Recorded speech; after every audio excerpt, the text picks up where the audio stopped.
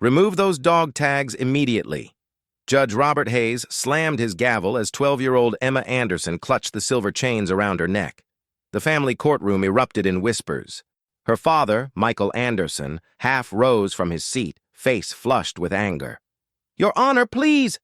"Sit down, Professor Anderson." The judge's voice cut through the air like a blade. "This is a court of law, not a costume party." Emma's fingers tightened around the worn metal tags. 8 years of custody hearings, 8 years of her mother's empty chair, 8 years of nobody believing the truth. "She's classified Navy," Emma whispered, her voice barely audible above the courtroom noise. Laughter exploded from the gallery. Judge Hayes leaned forward, his 20-year Navy experience giving weight to his words. "Young lady, I served in the United States Navy. There are no women in those operations. Period." The dog tags felt ice-cold against Emma's skin. Her mother's name etched in metal. Her mother's blood type.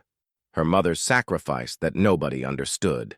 "She is," Emma said louder, tears threatening. "And these prove it." More laughter, more mockery, until the courtroom doors burst open. "Before we continue, if you believe a child should never be mocked for defending their parents' honor, type honor below. And tell me where you're watching from. This story hits different when I know who's standing with Emma Anderson." I read every comment. The mahogany-paneled courtroom of Cook County carried the weight of decades of family disputes. Judge Hayes had seen it all. Deadbeat parents, custody battles, children caught in the crossfire. But he had little patience for what he viewed as military fantasies used to excuse parental abandonment. "Miss Wells," he addressed the opposing counsel, "please present your case for why Professor Anderson should receive full custody." Patricia Wells rose smoothly, her expensive suit and calculating smile radiating confidence. "Your Honor, the evidence is overwhelming. Commander Sarah Anderson, if that's even her real rank, has abandoned her daughter for 8 consecutive years. No birthdays, no Christmas mornings, no parent-teacher conferences." Michael Anderson's jaw clenched. His hands gripped the table as Wells continued her character assassination of his wife. The woman he still loved despite everything. The woman whose absence he couldn't explain even to himself. "When Emma was hospitalized with appendicitis at age 7, Wells continued, where was her mother? When she won the state swimming championship last year, who wasn't there to cheer? When she needed surgery to repair a broken arm from a bicycle accident, who couldn't even be reached by phone? Each accusation landed like a physical blow. Emma sat perfectly still, her military posture unconsciously mimicking someone who had trained her in discipline from afar. Her fingers never left the dog tags. Judge Hayes nodded approvingly. "Continue, counselor." "Your Honor, we have documented evidence of 8 years of maternal neglect. Medical records showing Professor Anderson as the sole emergency contact. School records with his name alone on pickup authorizations. Even Emma's passport application lists only her father as available guardian." The judge turned his stern gaze to Emma. "Young lady, when was the last time you saw your mother?" Emma's voice remained steady despite the hostile atmosphere. 14 months ago. She had to leave suddenly." "Had to leave," Judge Hayes repeated mockingly. "For what? Secret missions? Classified operations?" His tone dripped with sarcasm that made several gallery members chuckle. "Yes, sir," Emma replied simply. "And these dog tags you're wearing, where did they come from?" Emma's fingers traced the worn edges of the metal. "They were my mother's. From her first deployment. She gave them to me when I was 5 and told me to wear them when I needed to remember that some people serve something bigger than themselves." "Deployment to where?" "I don't know, sir. That's classified too." The laughter was louder this time. Judge Hayes removed his glasses and cleaned them slowly, a gesture that somehow managed to convey both condescension and dismissal. "Miss Anderson, I understand that children sometimes create elaborate stories to cope with parental abandonment, but this court deals in facts, not fantasy." "These aren't fantasies," Emma said, her voice gaining strength. She pulled the dog tags from beneath her shirt, letting them catch the harsh courtroom lighting. The metal gleamed dully, obviously worn from years of handling. Judge Hayes squinted at the tags. Even from his elevated position, He could see they appeared authentic. Military-issue dog tags weren't something you could buy at a costume shop. The engraving was precise, regulation standard. Sarah M. Anderson, Emma read aloud.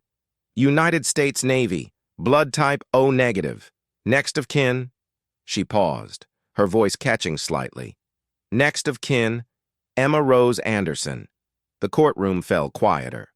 Patricia Wells shifted uncomfortably, clearly not expecting this level of detail. Young lady, Judge Hayes continued, though his tone had lost some of its earlier mockery, anyone can have dog tags made.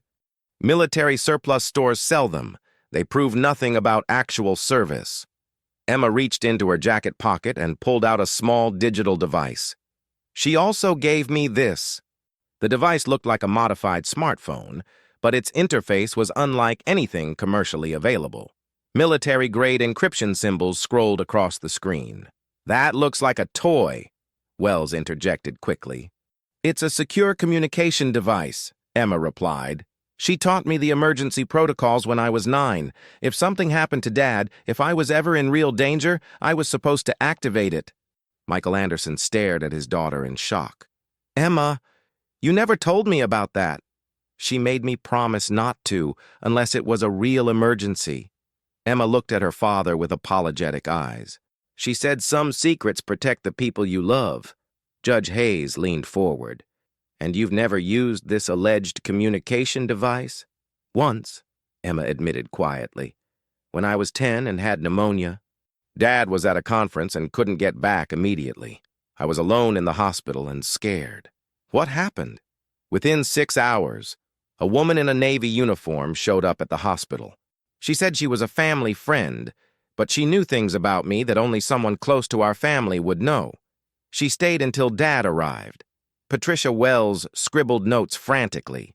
This was not part of the narrative she had constructed. Did this woman identify herself? Judge Hayes asked. Lieutenant Commander Santos. She showed me pictures on her phone of my mother during what she called training exercises. Women in military gear, in ocean environments, in what looked like extremely challenging physical conditions. The gallery had gone completely silent now. Even the court reporter had stopped typing, listening intently to Emma's testimony. Your Honor, Wells interrupted, this is all hearsay and could easily be fabricated. Let the child finish, Judge Hayes said curtly. Emma continued. Lieutenant Commander Santos told me that my mother was serving in a program so classified that most of the Navy didn't even know it existed. She said the women in the program had proved that gender wasn't a limitation in naval special operations, but that the proof had to remain secret until the right time. And when would that right time be? The judge asked. When the program was ready to be acknowledged publicly, when they had enough successful missions to overcome the doubts of people like... Emma paused, looking directly at Judge Hayes. People who think women can't do everything men can do in the military. A flush crept up the judge's neck. His own military service had been conventional, JAG Corps, legal work, nothing remotely approaching special operations, but his certainty about what was and wasn't possible in the modern Navy was beginning to waver. These are extraordinary claims, young lady. Yes, sir. My mother does extraordinary things. Michael Anderson watched his daughter with growing amazement. For years, he had wondered about the small details that never quite added up. Sarah's incredible physical conditioning, her knowledge of weapons and tactics that seemed far beyond conventional Navy training, the phone calls conducted in languages he didn't recognize. Emma's fingers found a small scar on the dog tags, barely visible unless you knew where to look. See this mark? She told me it happened during Hell Week. Not regular Navy Hell Week, a different kind. Judge Hayes found himself leaning forward despite his skepticism. What kind of Hell Week? The kind where they find out if women can survive the same training that breaks most men. Emma's voice carried a pride that seemed far too mature for her 12 years. She said only 3 women made it through her class, out of 27 who started. And the others? Dropped out. Medical discharges. Some just couldn't handle the psychological pressure of being told every day that they didn't belong there. Patricia Wells attempted to regain control. Your Honor, this is clearly a fabricated story designed to generate sympathy. Ma'am, Emma interrupted, looking directly at Wells. My mother has scars on her hands from rope work that would take years to develop. She has a reconstructed shoulder from what she told me was a training accident. She can hold her breath underwater for over 4 minutes. She speaks 3 languages fluently and 2 others conversationally. She knows navigation techniques that aren't taught in civilian schools. The specificity of Emma's knowledge was becoming increasingly difficult to dismiss. How do you know about her breath-holding abilities? Judge Hayes asked. She taught me to swim, not regular swimming, tactical swimming, how to move underwater without making surface disturbances, how to control your breathing under stress, how to use the ocean as cover instead of fighting against it. Michael Anderson's eyes widened. He had always wondered why Emma's swimming technique was so unusual, so efficient. The local swim coach had commented on her extraordinary breath control and her ability to remain calm in challenging water conditions. She also taught me about team loyalty, Emma continued. About how special operations teams become family, about how you never leave anyone behind, even if it costs you everything. What do you mean by that? Emma's voice became softer, more reverent. She lost someone during a mission, someone on her team who didn't make it home. The courtroom was completely silent now. That's why she wears his dog tags, too, under her uniform, where no one can see them. Emma touched her own tags gently. She gave me hers because she said I needed to understand that service means sacrifice, that some people give everything so others can live freely. Judge Hayes felt a familiar chill. He had seen that kind of grief in combat veterans.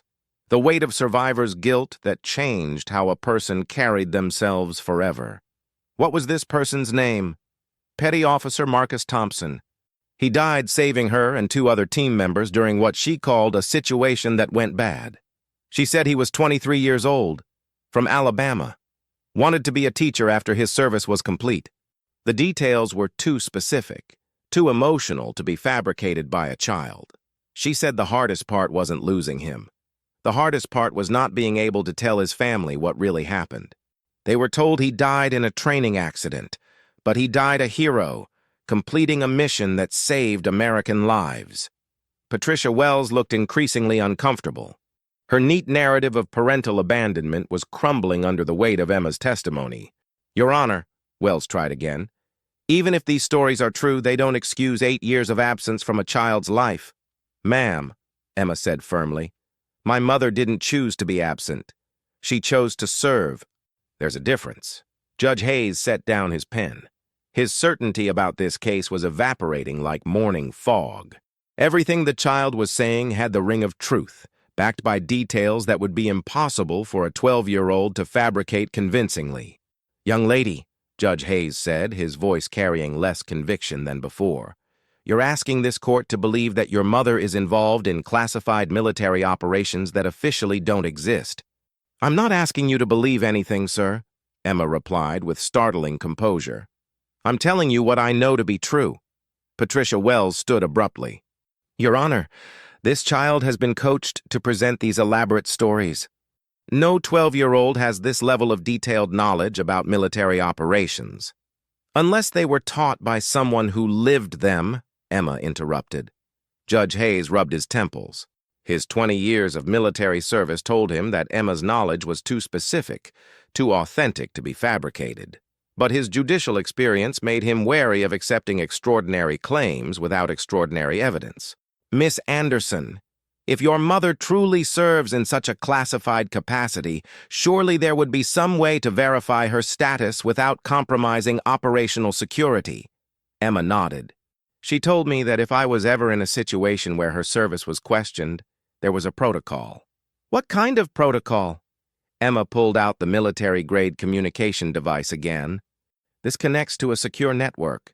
If I activate it with the proper codes, it sends an emergency signal to her chain of command, indicating that her family is in distress.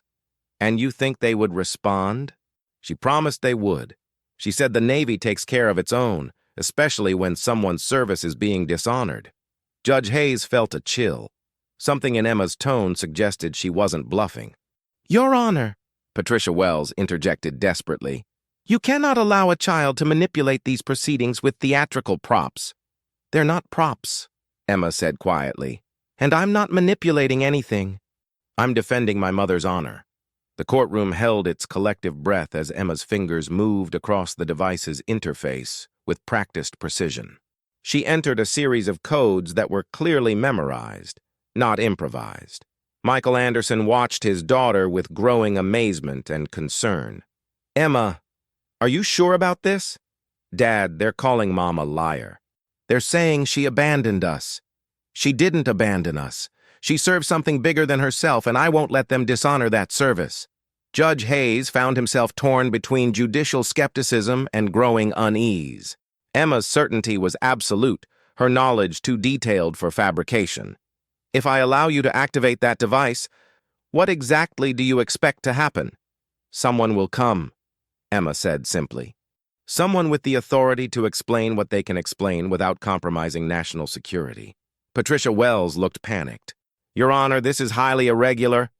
Ma'am, Judge Hayes said curtly, this entire case has been irregular from the beginning. He turned back to Emma. Young lady, if you activate that device and nothing happens, this court will have to consider your testimony as creative fiction rather than factual evidence. And if someone does come? Judge Hayes paused. Then this court will have to reconsider everything we think we know about your mother's service. Emma's finger hovered over the activation sequence. Sir, may I ask you something? Proceed. When you served in the Navy, did you ever encounter situations where you had to take things on faith? Where you had to trust that your superiors knew things you didn't know? The question hit uncomfortably close to home. Yes, this is one of those situations. I'm asking you to trust that my mother serves with honor, even if you can't see all the evidence right now. Judge Hayes stared at the 12-year-old who was speaking with the wisdom of someone far beyond her years. Activate your device, Miss Anderson. Emma pressed the final sequence. The device emitted a single, soft tone, then displayed a brief message in what appeared to be military code. Then they waited. The courtroom doors opened with military precision exactly 7 minutes after Emma activated the emergency signal. Captain Daniel Foster entered first, his Navy dress blues immaculate, his bearing unmistakably that of a senior naval officer. Behind him walked Lieutenant Commander Maria Santos, whose presence immediately commanded attention. Judge Hayes rose automatically, military protocol overriding judicial custom. The gallery fell into complete silence. Captain Foster, United States Navy, the officer announced. I believe you have questions regarding Commander Sarah Anderson's service status. Patricia Wells looked as if she had seen a ghost. The theatrical props she had dismissed were proving to be very real indeed. Captain, Judge Hayes said, his voice carefully controlled. I wasn't expecting military personnel to respond to a civilian custody hearing, nor were we expecting Commander Anderson's service to be questioned in a public forum, Captain Foster replied. However, given the circumstances, we're prepared to provide limited clarification. Lieutenant Commander Santos stepped forward. Your Honor, I'm Commander Anderson's immediate superior in her current assignment. The young lady's emergency signal indicated that her mother's honor and service record were being publicly challenged. Emma looked at Santos with recognition. You're the one who stayed with me at the hospital. Yes, Emma. And I told you then that the Navy takes care of its own. Judge Hayes felt the ground shifting beneath his feet. Commander Santos, can you verify Sarah Anderson's naval service without compromising classified information? Commander Anderson has served with distinction for 12 years in increasingly classified capacities. Her current assignment requires extended periods away from family for national security purposes. What type of assignment? Santos exchanged a glance with Captain Foster, who nodded slightly. Commander Anderson is part of a pilot program testing the integration of female personnel into naval special warfare operations. The courtroom erupted in murmurs. Judge Hayes banged his gavel for order. Are you telling this court that female Navy SEALs exist? I'm telling this court that Commander Anderson serves in a capacity that requires the highest levels of physical conditioning, mental discipline, and operational security. The specifics of her duties remain classified. Patricia Wells found her voice. Even if this is true, it doesn't excuse 8 years of parental absence. Ma'am, Captain Foster interrupted.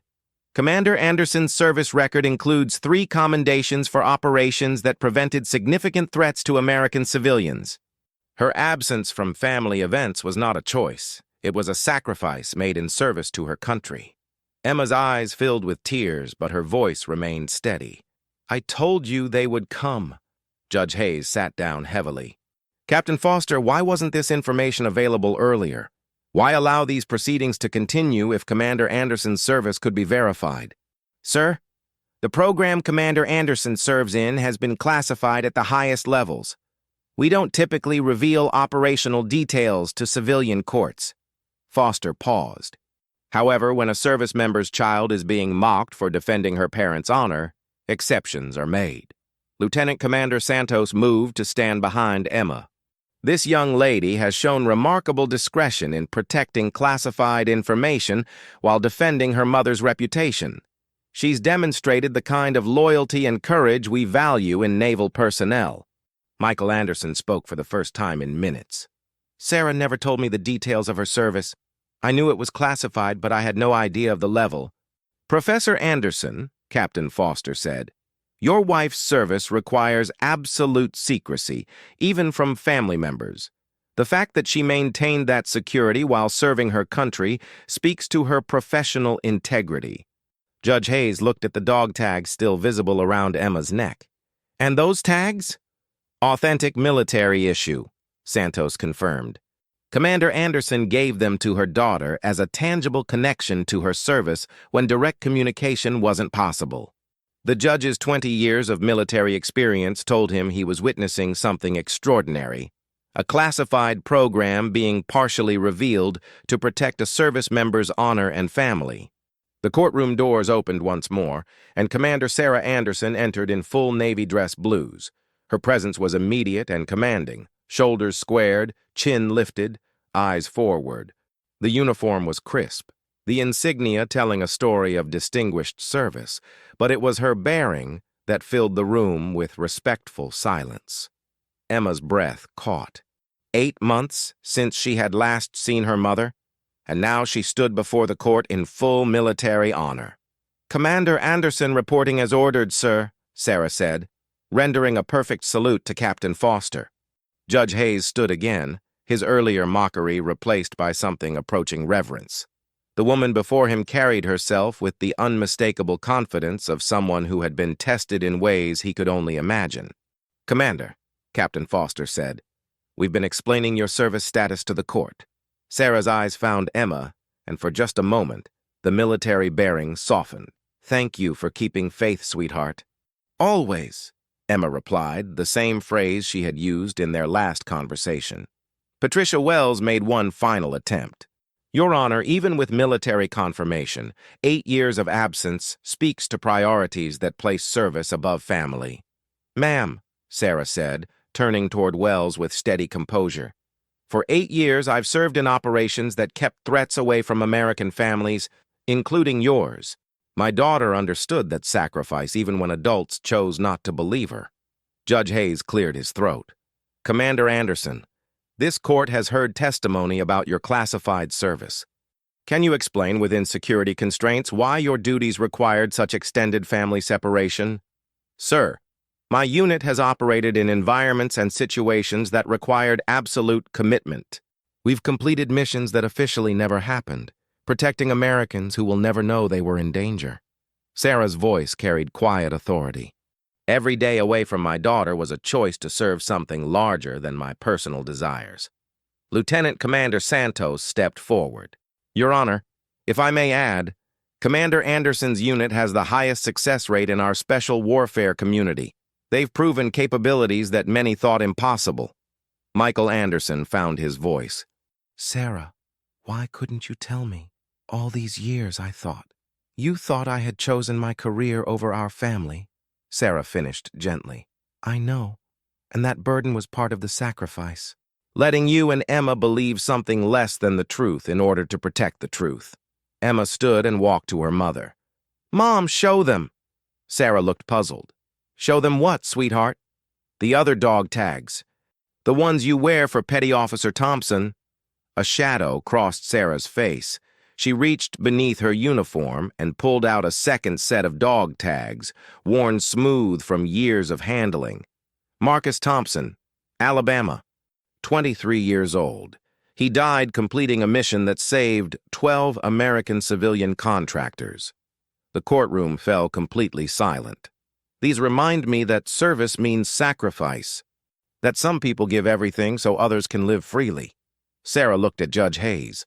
Sir, I've missed birthdays and school plays and bedtime stories, but I've also prevented situations that would have cost other parents their children permanently. Judge Hayes removed his glasses and cleaned them slowly. When he spoke, his voice carried newfound respect. Commander Anderson, this court owes you and your daughter an apology. Your service honors the finest traditions of the United States Navy. He turned to Emma. Young lady, you've shown remarkable courage in defending your mother's honor. The kind of courage that speaks well of how you've been raised. Captain Foster presented Emma with a small item, a memorial patch honoring fallen naval special warfare operators. From your mother's unit to commemorate your loyalty. Patricia Wells gathered her papers in defeat. The custody case had become something entirely different, a recognition of service and sacrifice. This case is dismissed, Judge Hayes announced. Commander Anderson, thank you for your service to our nation. As they left the courthouse together, Emma walked between her parents, finally understanding that some sacrifices honor everyone they touch. To everyone who typed honor and shared where you're watching from, thank you for standing with our heroes. Subscribe for more stories like this. See you in the next one.